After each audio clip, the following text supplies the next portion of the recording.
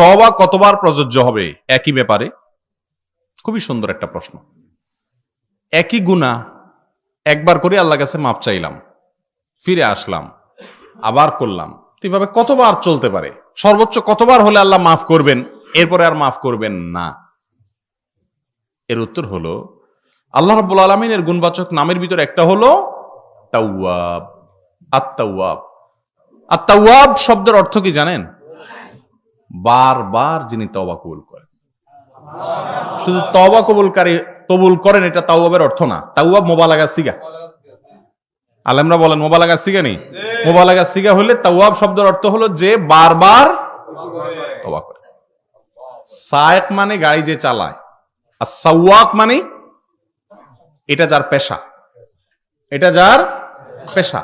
খাদেম মানে সাধারণ সেবক। খাদ্দামা মানে কি? খাদ্দাম বা খাদ্দামা মানে হলো এটা যার সেবাই যার পেশা। যারা সৌদি থাকেন জানেন সাওয়া খাদ্দাম বলে কি না।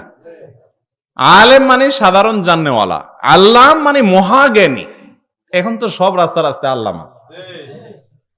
ওয়াজের মাহফিলগুলোতে বক্তাদের নাম বলার আগে দিয়ে যেসব ফাও কথা উপস্থাপকরা বলে, উপস্থাপকদের জাহান্নামে যাইতে আর বেশি কিছু দরকার হবে না,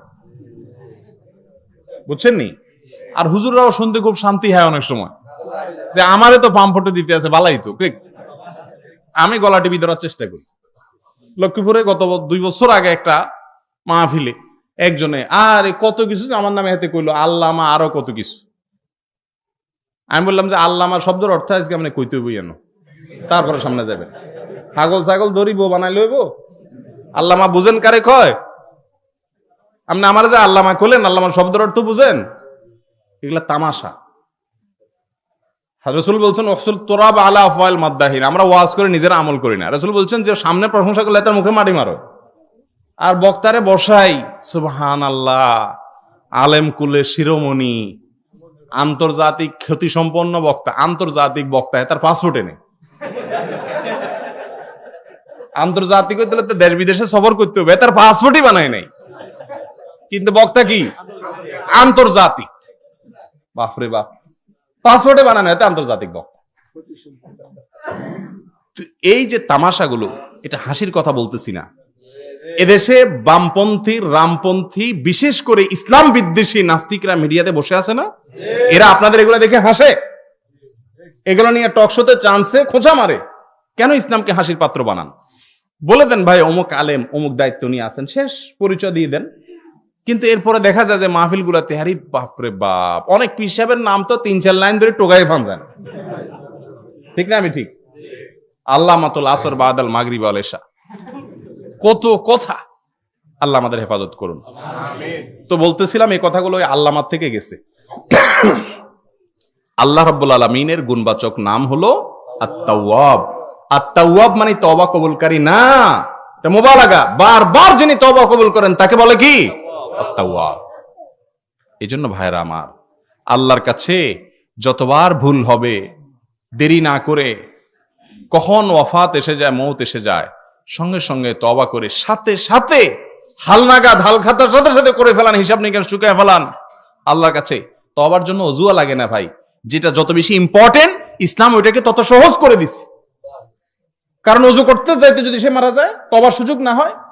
অপরাধ করে ফেলেছেন, অপরাধ করা শেষ, এখন শান্ত হয়ে গেছেন, মাথা এখন ঠান্ডা হয়েছে, বুঝতে পারছেন যে আপনি অন্যায় করছেন, হারাম কাজ করছেন, আল্লাহর হুকুম লঙ্ঘন করছেন, সাথে সাথে লগে লগে আল্লাহর সাথে কথা বলা শুরু করে দেন। ওযুও দরকার নাই, আল্লাহ মাফ করে দেন, আপনি আল্লাহর কাছে ক্ষমা চান।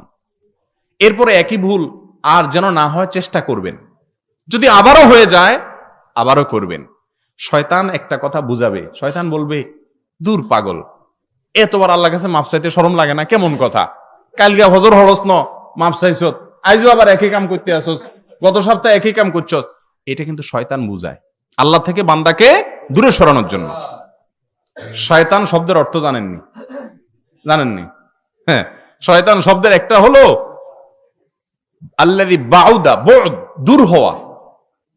শয়তান এই শব্দের অনেক অর্থ, অনেক বিশ্লেষণ আছে। এর একটা ব্যাখ্যা হলো, এর অর্থ হলো দূর হওয়া।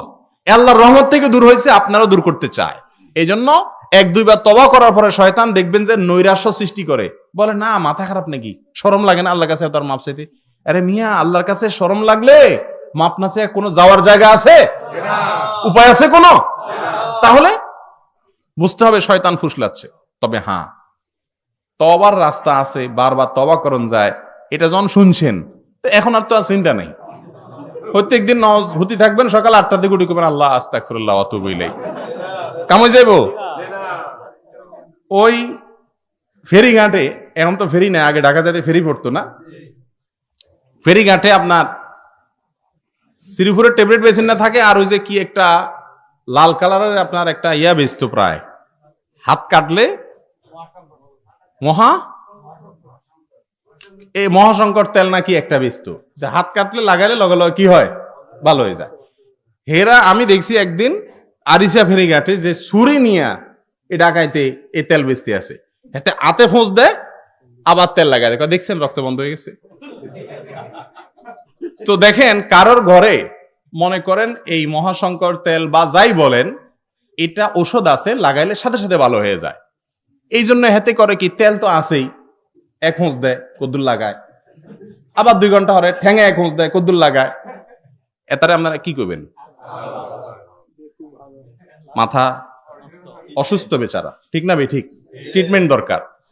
ভাইরা আমার, বাসায় মলম আছে, লাগাইলে ভালো হয়ে যাব, সে আশা করে যদি হাত পা নিজে ইচ্ছাকৃত ঠান্ডা মাথে বসে বসে কাটলে পাগল হয়, তওবার রাস্তা খোলা আছে, আল্লাহ মাফ করে দিব, সে আশায় গুনাহ করতে থাকা, এটার নামও তাহলে পাগলামি হবে, ঠিক না? ঠিক। আল্লাহ তাআলা তাওয়াব, সেটা ঠিক আছে, কিন্তু জানে শুনি ঠান্ডা মাথায় গুনাহ করবেন। জানে শুনি ঠান্ডা মাথায় গুনাহ করলে আস্তে আস্তে আল্লাহর প্রতি বেপরোয়া ভাব চলে আসে, যেটা শয়তানের মধ্যে আসছে, এটা পরে তওবা নসিব হয় না, বেঈমান হয়ে চলে যায়। এজন্য সাবধান। তবে হ্যাঁ, আল্লাহ তাআলা বারবার তওবা কবুল করেন। এর মধ্যে তওবায়ে নাসুহা হলো আল্লাহর প্রিয়। তওবায়ে নাসুহা বুঝেননি? ওই নাসুহা আবার এক ব্যক্তির নাম, মিছা কথা গল্প নিয়েন না। নাসুহা মানে কি? নাসুহা মানে খাঁটি। তওবায়ে নাসুহা মানে হলো ওই তওবা যেই তওবার ভঙ্গ হয় না। জীবনে এরকম তওবা করবেন,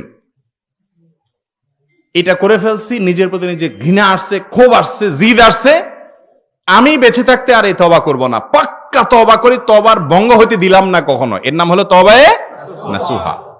আল্লাহ তাআলা আমাদেরকে তওবায়ে নাসুহা করার তৌফিক নসিব করুন। ভাইরা আমার, ক্ষমা চাওয়া এটা কিন্তু অপমানের কথা।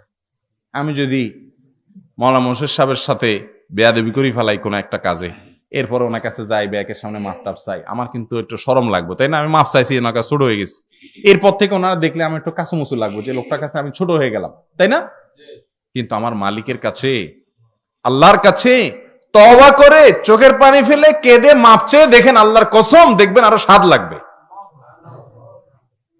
আল্লাহর কাছে তওবা করে গুনার পরে হাওমা করে কেঁদে শাস্তি থেকে বাঁচার জন্য, মালিকের কাছ থেকে হিসাবটাকে নরমাল করার জন্য, অপরাধটাকে আমলনামা থেকে ডিলিট করানোর জন্য একটু চোখের পানি ফেলে একা একা একটু হাত তুলে মালিকের সাথে কথা বলে দেখিয়েন।